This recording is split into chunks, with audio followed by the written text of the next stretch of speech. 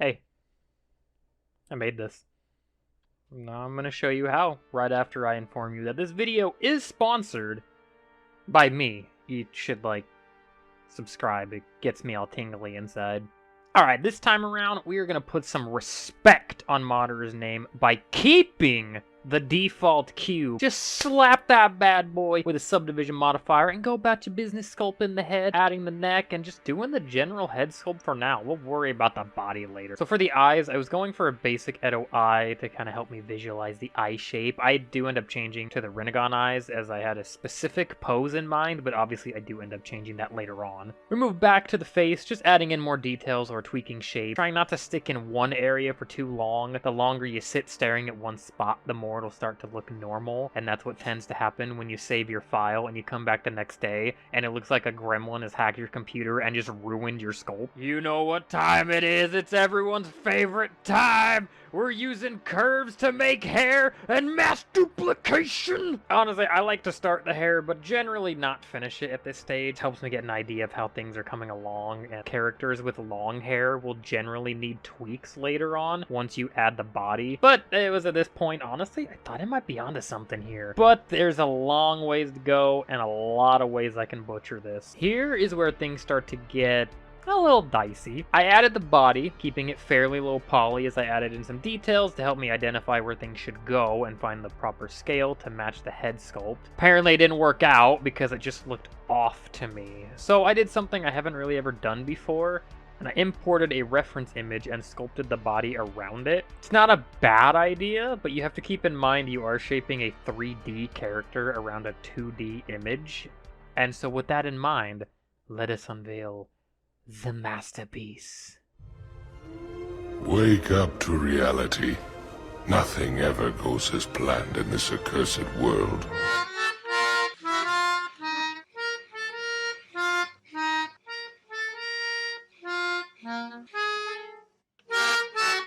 Yeah, okay, that didn't work, but it's okay. I can use my expert skills to fix this. Blood, sweat, the tears of orphans were shed in fixing this disaster. So fixing the overall shape of the body and making it look like an actual human being and not what an alien would draw if you ask them to draw a human just off a description of one.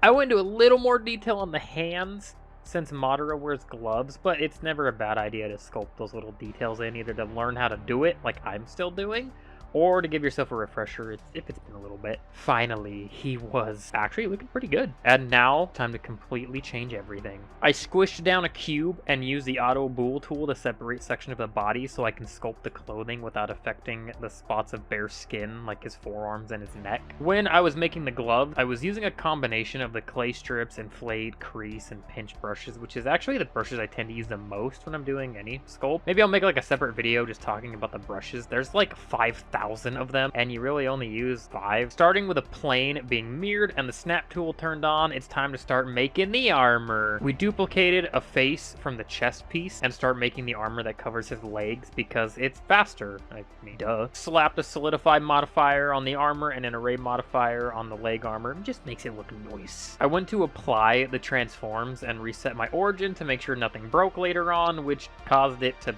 break, so we'll undo that and just not do anything. If something breaks, it's a problem for future me. For the holes in the armor, I started with a torus and I ended up using a cylinder instead and just used the Boolean modifier to make the holes in the armor.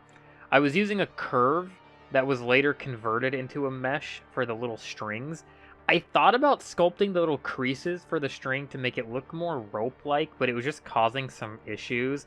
So honestly, we just abandoned that faster than my dad left me. Emotional damage! I just wanted some cereal. Where's the milk? Fuck. I copied one of the leg armor pieces, shaped it around the arm and the shoulder to make the shoulder armor, which took a lot longer than I cared for to get everything lined up. Extruding the top piece out and up to cover the necks, and I must say, sculpt's coming out really well. It's actually coming to life. Everything's looking real. Don't look at those. as I said, everything's looking really good. All right, let's go on and start working on the feet and shoes.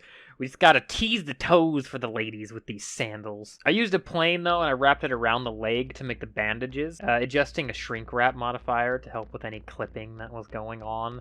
And now, it is done. There is no... Oh, Jesus, what happened to his face? It's alright, that was planned. I used the quad remesher to remesh everything that was too high poly, and we used a combination of the multi-res modifier and a shrink wrap modifier, and a lot of scrolling to find the original model, because I am awful at naming the objects in my scene. Don't be like me. Be better. Using those modifiers though, we can get the low poly parts to copy their high poly counterparts. Now we move on to the shading tab to add some image textures to make the armor look even spicier. Using an image for the metallic, the roughness, and forgetting if it's a bump node or a normal map for the normal, it's a bump node. Messing around with the nodes to try and make the scratches on the armor, which I do end up using another node set up later on. Finally, it's time to color his face and take him from Orochimaru pale to, well, not pale. My first test, adding some red to his skin before changing it to pale skin and drawing on the lines for the cracks in his skin, which I completely change again, but this time I use a crease brush to carve in the cracks in his skin, and then I draw over top of the cracks to add the color. Back to the shader tab, I actually just followed this video here, and I played around with the settings until I had some scratches on the armor that I was happy with. But now it's time to rig. Using a human meta rig, deleting this bone hidden in the head and any other unnecessary bones, positioning the bones, and finally parenting the armature, only to find out it didn't work as intended because nothing that's nice can work perfectly the first time. It's okay though, we have the power of weight painting, and I can tell the parts that shouldn't be moving to mind their business so I can get the pose that I have in mind done! Sorry. I went to add wrinkles to the clothing, but I actually wanted to try the cloth brush just to see how it worked. Added in more textures to the clothing, played around with different landscapes now to find something that looked neat, testing the waters to see if the way I visualized the final shot is working. Added an HDRI to help light the scene because manual lighting a scene is for chumps. And finally, we start texture painting a normal Sharingan because Madara did not have his Rinnegan active in the scene, so it was time for a change. And finally, it was time for our first render. I wasn't feeling it. It just looked kind of awkward, and so I came to the conclusion that it was the pose. So I made the decision to change the pose, but you see, I made a big mistake earlier, and I applied the armature modifier because it was giving me some issues during another step, but that also means my pose was now cemented in place. So I did the only thing I could think of. I started over. We're sculpting a basic head. Until I remembered, I actually had a separate save file from before I parented the armature, so while it meant I did lose a few hours of work and I had to redo it, including adding the bones for the armor and round 2 of weight painting, it ultimately led to me being able to redo the pose and choose something that I felt fit Madara better. And finally, it was time for the final touches, adding in some wrinkles to the clothes again, and setting up my lighting, because I'm a chump, but finally, it was done. Overall, I'm really happy with how this turned out. I took it from something that I was just not happy with and actually contemplated starting over completely, and ended up with something I was happy with. But hopefully you all enjoyed the video. It was a lot of work getting all this together. I actually had to record this audio multiple times because I either didn't like the recording or I had one that I thought was nice and then my software crashed and didn't auto recover like it should have. But I already know what I have planned for the next sculpt. I hope you all enjoy it and look forward to it, but thank you all for watching. I'm Dusty Mill. Bye everybody.